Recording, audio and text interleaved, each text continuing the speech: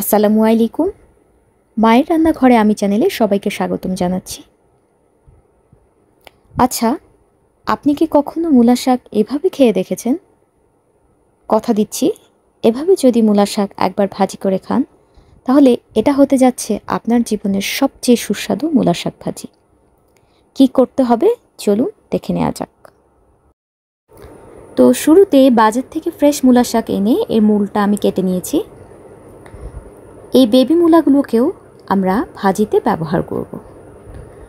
এটাকে ছিলতে হবে না, চাকু দিয়ে একটু আঁচড়ে নিলেই হবে। এবারে মূলা শাকগুলোকে আমি এভাবে আস্ত ধুয়ে নিয়ে আসবো।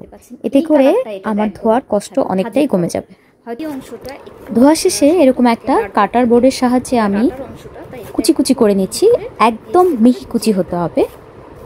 এই যে বলেছিলাম যে সিক্রেট, এটাই হচ্ছে মূলা শাকের সিক্রেট। এই মূলা শাকটা এভাবে ভাজি করতে গেলে আপনাকে এরকম মিহি করে কুচি করতে হবে।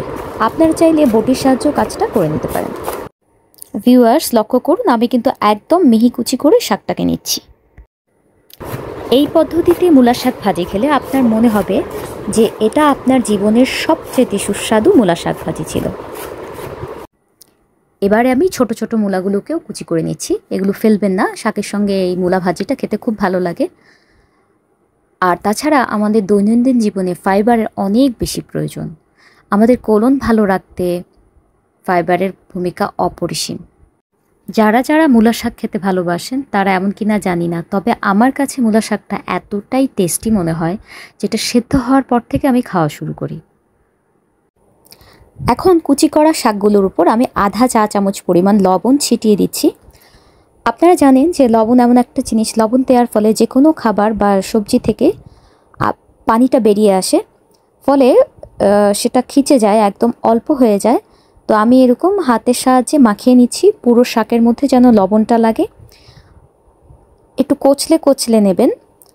তারপর এটাকে কি করছি দেখুন, এইভাবে চিপে নিচ্ছি। লবণ দেওয়ার কিছুক্ষণ পরে আপনারা দেখবেন যখন মাখাতে থাকবেন ততক্ষণেই দেখবেন যে মূলা শাক থেকে অলরেডি পানি ছাড়া শুরু করে দিয়েছে।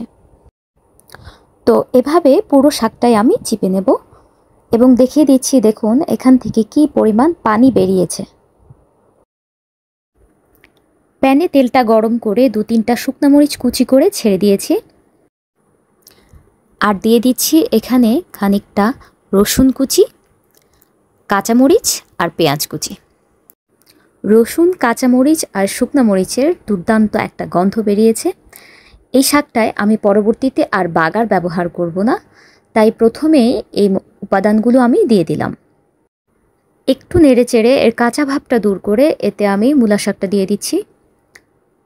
মূলা শাকটা হতে বেশি সময় লাগবে না, যেহেতু আমরা এর ভেতরকার পানিটা লবণের মাধ্যমে আগে অনেকটা বের করে নিয়েছি, তাই এটা কুকড হতে বেশি সময় লাগবে না। অল্প কিছুক্ষণের মধ্যেই আপনারা দেখবেন শাকটা হয়ে গেছে।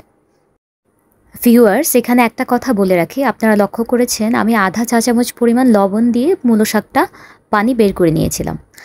তো সে কারণে আমি এখন আগে টেস্ট করে দেখব যে আমার এতে লবণ লাগবে কিনা, তারপর আমি এতে লবণ অ্যাড করব।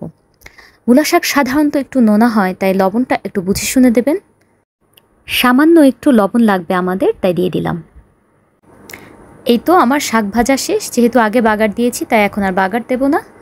আপনারা করে খাবেন আর আমাকে জানাবেন আপনাদের শাকটা কেমন হয়েছে। আজকের মতো আমি রোকসানা এখানেই বিদায় নিচ্ছি। আমার জন্য দোয়া করবেন। আল্লাহ হাফেজ।